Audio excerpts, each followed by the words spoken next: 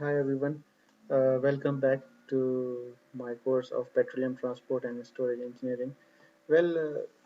Since the beginning of this lectures, we are talking about the transportation part mainly.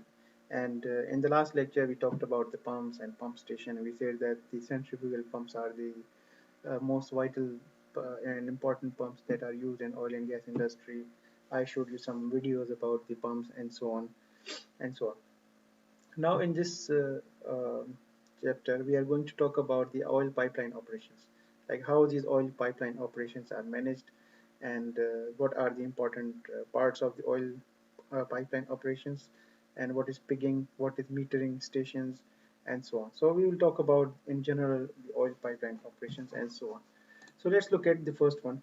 The first part is when we talk about the pipeline operations, two things are important. One is the scheduling or scheduling as you pronounce it. The other one is dispatching. So first, there are two departments mainly for oil pipeline. There are many. For example, there are health and safety. There is one which deals with the corrosion. There is one which deals with the security. So, but apart from them, technically, there are two departments that one of them manages the scheduling or scheduling. The other one manages the dispatching. The scheduling activity begins with the preparation of the product's pumping schedule based on the pipeline capacity and repairs requirement. Now, for example, your customer, uh, you have a pipeline from Kurdistan, let's say to Turkey, and the customer tells you that you have to give us uh, 50,000 barrels per day. Okay. Now, based on the capacity of the pipeline, the scheduling department actually prepares the product. They make sure that the product is available, and they make sure that their storages have enough oil to pump, and they prepare the schedule and they give the schedule to the customer that okay, we have a product ready and we will dispatch as per your requirement. Okay. Now then we have another department which dispatches it. Now, this dispatches involves various operations. For example, they dispatch the oil and they make sure that the oil dispatching is uh, in, a, in a safe and efficient manner and in an economic way. And they take care of, as we discussed, the previous properties, hydrocarbon that are needed for oil and gas pipeline, which include flash point, pour point, vapor pressure, the density, pressure, temperature, and so on. The any other impurities. So this dispatching department actually take care of all of them, all those activities and so on. So these are the two different. So schedule actually they make sure that there's a storage, they have enough oil and so on. And then dispatching actually they make sure that that they dispatch in a safe and efficient manner so the customer gets it on time. Now, what we talk about the oil pipeline operations, well, from the lifting point to the delivery point, lifting point products into the pipeline. So, products into the pipeline, the receiving and delivery point may be tank farm, refineries, and other farm. So, now when we talk about the pipeline operations start from the storages actually. Storage is where the oil is stored, and from there you bring it to your pipeline and then dispatch it until the delivery point where your customer takes out and put it in storage. That's the overall the pipeline. Anywhere in between, we consider them in the pipeline operations and so on. So the first thing we have to do, we have to control the flow, the pressure, and we make sure that no leakages occur. So these are the main things that we do, and we make sure that they are the safe and reliable. No blast happen, no leakages happen. Safety is fine. Product is smoothly transporting from one point to another point, and so on. So these are the main points of pipeline operations. Now, first of all, when you design the pipeline, if you are working in a dispatching part, the dispatching department. So what you should care for? Well, you should be careful for maximum allowable operating pressure (MAOP) for safety.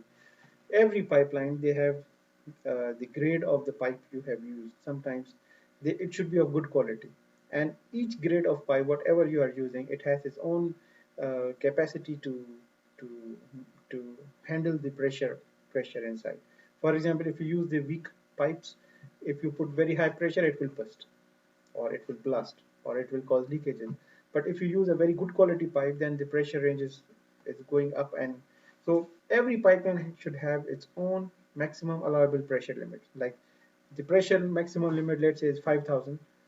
Above it's not safe to operate. So you have to make sure that this oil you are sending should be below that pressure. That's the main point. So the second thing which is important here is the maximum discharge pressure at pump station to protect station pipings and equipment. So then, as you know, the pipelines are actually a long distance pipelines. For example, at least 300 kilometers, 500 kilometers. So in between, we have lots of pumps. As we discussed, pumps are needed to maintain the pressure and to increase the pressure. Now, these pressures, we have to make sure that how much is the discharge pressure maximum. I mean, you have a pipeline from, let me make a, for example, you have the pipeline, you make a pipeline, like this one, and maximum discharge pressure at pump. So now you have a pump here, you put the pump here. What should be the pressure at this point? Okay, there should be a maximum limit, because if the pipeline operating limit is 5,000 psi, so you cannot keep the pressure above 5,000. So there should be a limit that how much pressure you can keep above the pumping station. That's the main point. And minimum suction pressure, and what should be the minimum pressure flowing in this pipeline.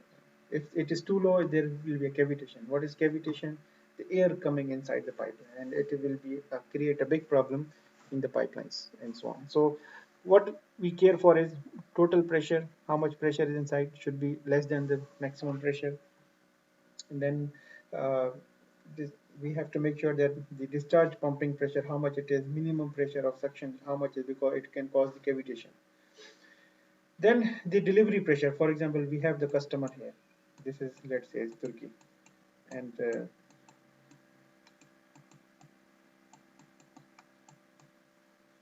Turkey. So this is at what pressure the customer needs the gas or the oil. Every customer says that, okay, I'm going to buy this oil from you, but I need it at this pressure. Okay, so they need to maintain that pressure. So this is the customer's requirement. This is the contractual obligation, as I said. We have to follow it. Then the flow, how much flow is maximum flow rate you can keep, or minimum flow rate you can keep. This also needs to be defined. For example, you want to send 300,000 barrels in 24 hours. So how much should be your flow rate average per hour? So this you have to take care of.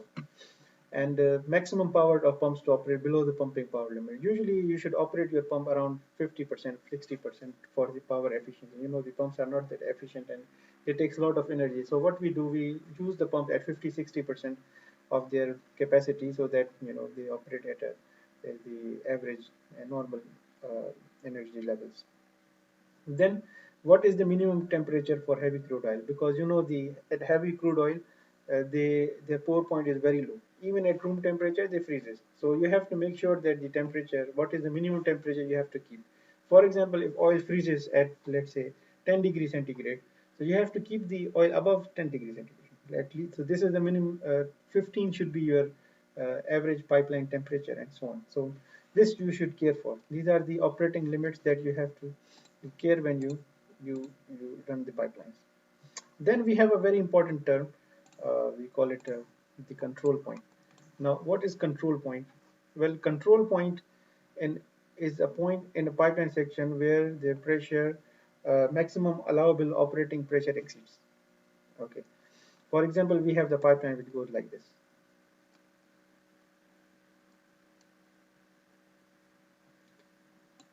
In normal condition, of course, I mean, the pipelines are not straight like this one, as you imagine, like this one. Of course, there are some mountains, there are some cities, so there the elevation always changes. So for example, now you have the oil here, oil, oil here, and this oil is coming down. Exactly at here, at this point, this should be your control point, because oil is maybe coming with a very high pressure, and here there's a chance that it will exceed then the required pipeline minimum, say, maximum allowable operating pressure at this point, or maybe at this point, or let's say maybe these 2 points looks very uh, critical, and we call them the control point. Here we have to control the pressures, otherwise the pipeline can, you know, leak, do the leakages, and can cause the problem at the same time. So we make sure that at this point or this point, no uh, no leakages happen, and so on. So at this time, sometimes we hold the pressure at certain to regulate the delivery pressure. Pressure control facilities are installed to hold the pressure on the suction side of the station, where deliveries takes place at the same time. So sometimes we look, the contracts require 800 psi, so we cannot keep more than 800 psi. So we usually control this pipeline pressures. Now, when we talk about the pipeline designing, okay, when we talk about this pipeline design, we definitely care for four things: line size. First of all, how much capacity you want to send for, let's say, 1 million barrels. So in for 1 million barrels, what kind of diameter of pipeline you need? Okay. Small diameter means you can transport less oil. Bigger diameter, you can transport more oil. So how much should be the size of your pipeline? Then the route selection. Maybe the length of the pipeline maybe is 1,000 kilometers or 1,000 miles. So which route you are going to take? Maybe there is a sea between, there is a lake between, there are cities between, maybe there is a safety issue. So there are so many issues, political issues. So you have to select the route.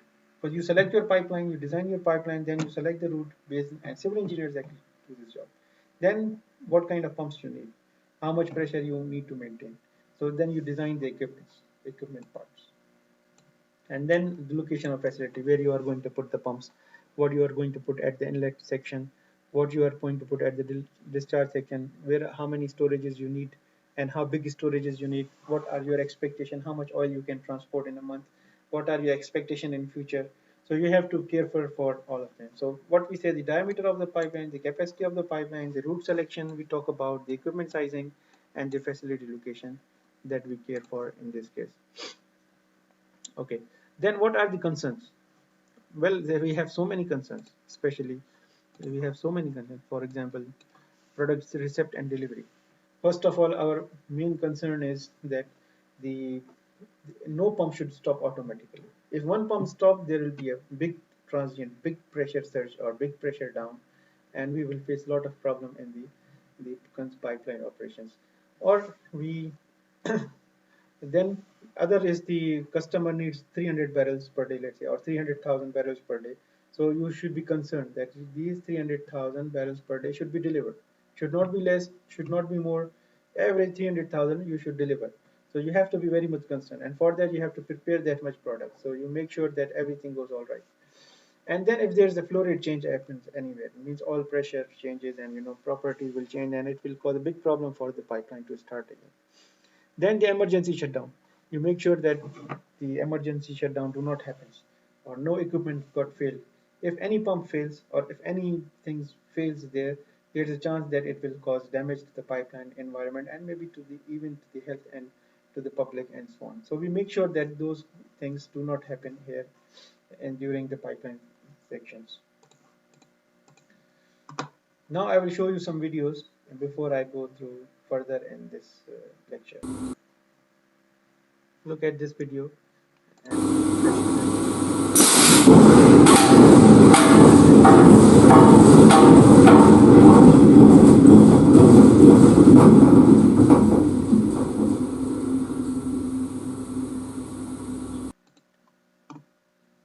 Well, now I will talk about the concept of pipeline transient flow. Well, while pipeline are being operated near steady state conditions, well, and it is inevitable that the operation conditions change even in normal operation, resulting in a transient state. Normally, as I tell you, that the oil pipeline transportation are considered at pseudo steady state conditions. Well, steady state condition is what? When the pressure does not change over time. Pressure stays constant as we expected. But there are many times the situation happens that the pressure cannot be maintained. So we call it a pseudo steady state, or transient state we call it at the same time. And when the operation change, you change the flow rate, you change any pump setting, you change any settings. The yes, yes. So we were saying that usually the steady state conditions are not valid.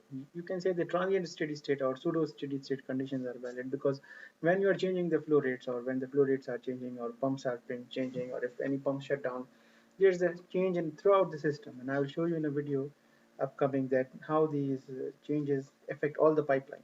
So therefore, we steady state assumption for are not valid for the short term. So surge effect has to be considered. What is surge now?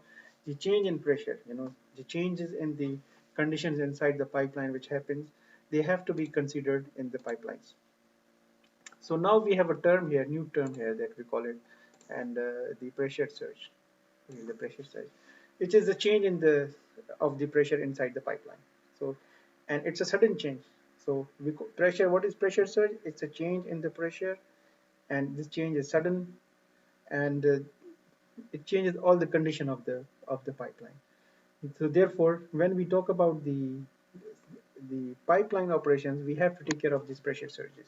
Now, if the pressure increases above the normal pressures, then we call it upward surge. Or if the pressure decreased than the normal pressure, then we call it down surge. Excessively large pressure surge increase resulting from transit can cause damage to the pipes. So if there's a large surges happen of pressures and large changes in pressure happens, then it can blow up the pipeline. It can destroy many equipments, and many equipments can fail because of that. So we have to be very careful for these pressure surges in the pipeline. Okay, then I will show you a video which is talking about the pressure surge in the pipeline, how the pressure surge is affecting all the pipeline. For example, now you have a pipeline which is flowing like this one. The pipeline is like this one. Now, for example, you have a fluid. You have a fluid which is flowing here. The fluid is flowing. Now, what if the pipeline, there's a pump here installed. Here is the pump installed. What if this pump stops or the pressure is decreased? What will happen? This flow will try to go back. And this changes in the pipeline can cause the vacuum in the pipeline, and it can do the disaster and big blast. Or if you have the pipeline which is going downward trend, so this upward or downward, and if there's a pump changes or pump stop or equipment fails, there will be a big vacuum created inside, and it will be a big problem for us. Now the question is why this happens. What could be the main reason? Well, the first basic reason for happening this one is change in the valve setting. The valves, for you have the valves, you can close and open by hand and sometimes by hydraulic types. So if you change the condition of the valve, the pressure surges happen and all pipeline can stop. Or if the pumps are stopped or in malfunction or they got out of order, you stop them, you start them, all system working. Or if you want to change the pump speed, you want to increase it or decrease it. Or if any big leakages happen, or if some blast happen, and if any air is trapped inside. So these are the main reasons when these transients can happen, and they are very dangerous for the pipeline. We have to be very much careful for these pipelines. So now I will show you the video of this pressure surge. Or other engineers, and this allows them a very effective way of presenting the results of the surge analysis and the results of using various type of surge protection. And it's a very effective way to evaluate pressure surges and surge protection. It's great for client presentations. It's an eye-catching capability, and we want all our clients to be aware of it and be able to use it.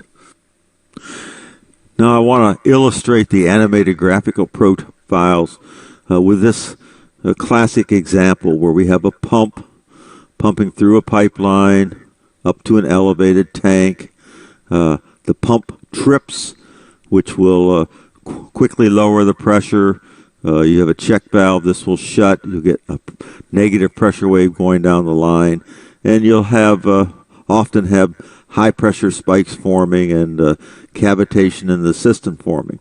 Various types of surge protection, such as a surge tank or air vacuum valves, can be evaluated using this graphical profile animations that we have. Now, the first presentation will be with no surge protection. Again, the pump's going to trip, and this is a hydraulic grade line. This indicates how high the pressure is at all points along the pipeline.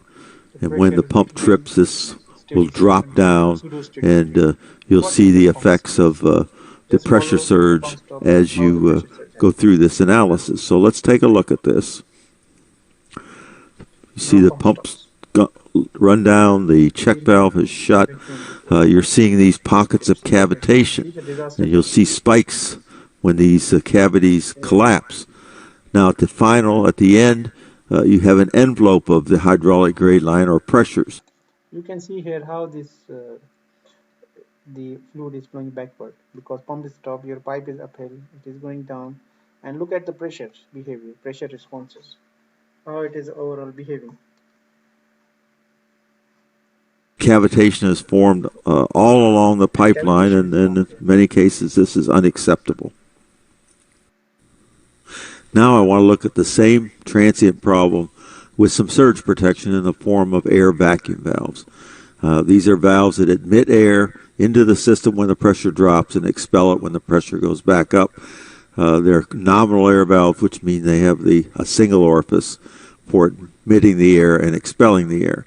So let's see what happens when we trip the pump. We trip the pump, the pressure wave goes down. Now I want to stop for a minute. You see that all three air valves have been activated, and there's been no cavitation form in the line beyond the original reach. So at this point, the air valves have been successful in preventing downsurge. But I want you to take a look at this when we start up again.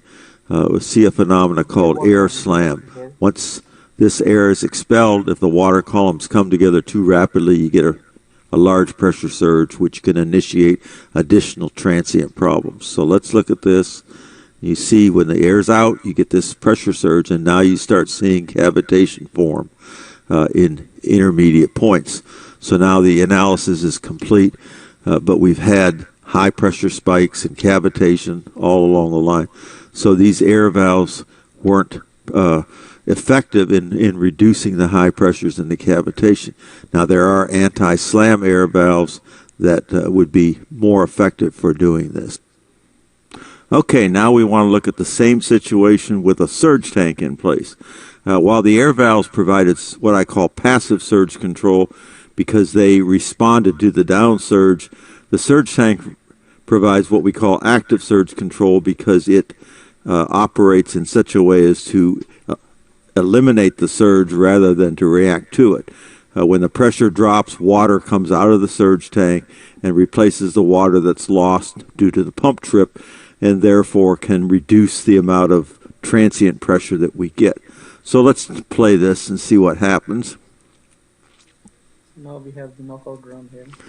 You can see the pressure drops, the surge tank is providing water. It was initially half full, and now the water surface oscillates up and down. We actually run this for a full minute, 60-second simulation. Now, the interesting thing here is that the envelope of pressure is contained between this upper limit and the lower limit. Let me go back to the initial hydraulic grade line was this. So we have very little additional pressure, and the pressure drop was very much contained. So the surge tank has been extremely effective in eliminating the surge problem.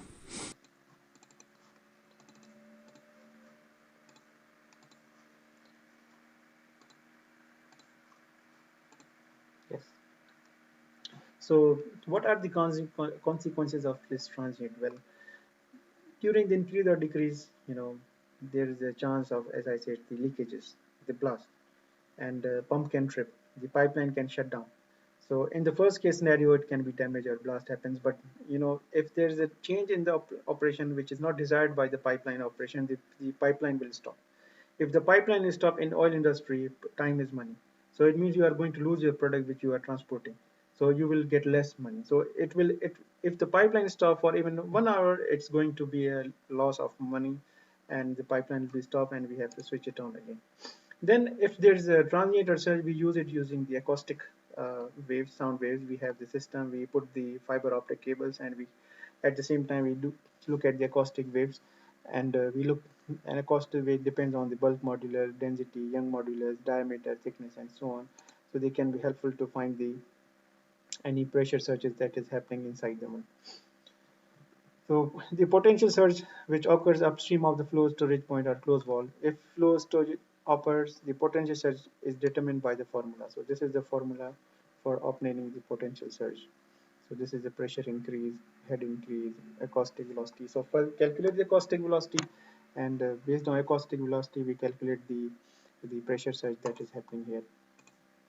Okay, if the pipeline fails, what could be the main reasons? Well, major reasons are changing in the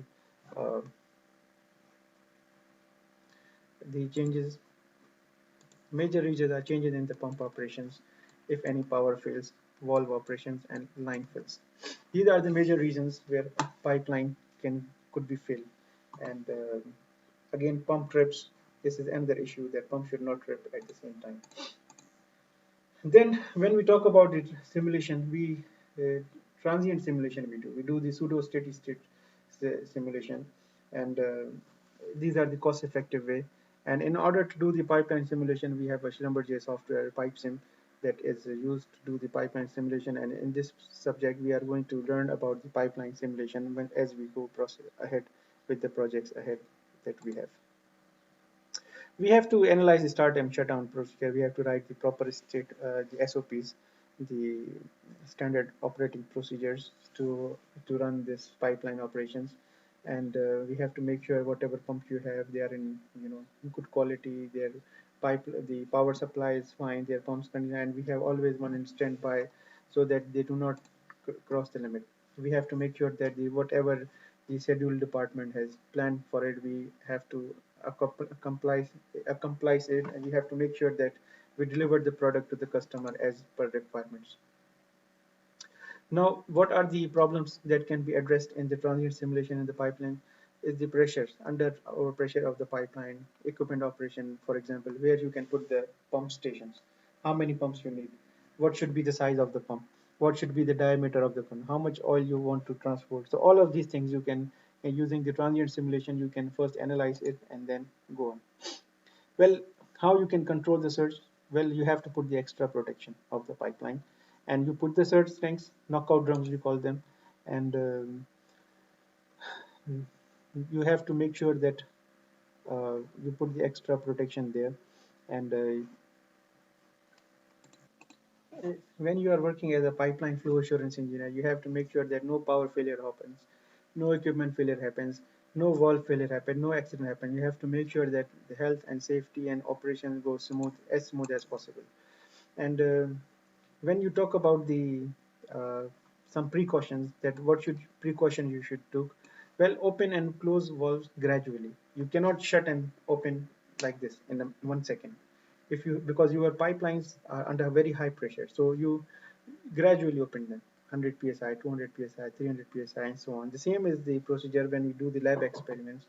We go for the small gradual increase in the pressure.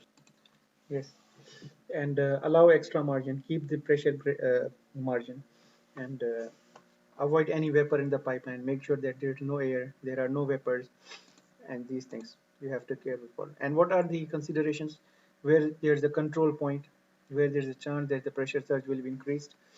Install thicker pipelines at the location. So you have to make sure the pipelines are thicker. Install block and check valves along with the pipeline. Automated control system, PID control system at each pump. Avoid the high flow rates, because low velocity ensures changes in the velocity cannot be too large. So avoid the high flow rates. Install the automatic system and install the check valves, block valves. Use the thicker pipelines, and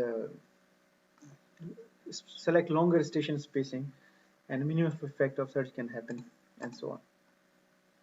And there are so many components of the pipeline. We have lots of control devices. We have control valve, check valves, block valves. We have the surge tanks. We have corrosion system. We have, and these are the things that we have. And now we are going to solve some pressure profile calculations in the next lecture. So I hope you enjoy this lecture, and see you in the next lecture. We will talk more about this oil pipeline operations. And thank you very much. But as a review, just look at the question: what is pressure surge? What is dispatching? What is scheduling? What is control point? What can cause the pressure surges? What are the chances of failures? How we can handle the pressure surges, and so on. Thank you very much for listening to the lecture.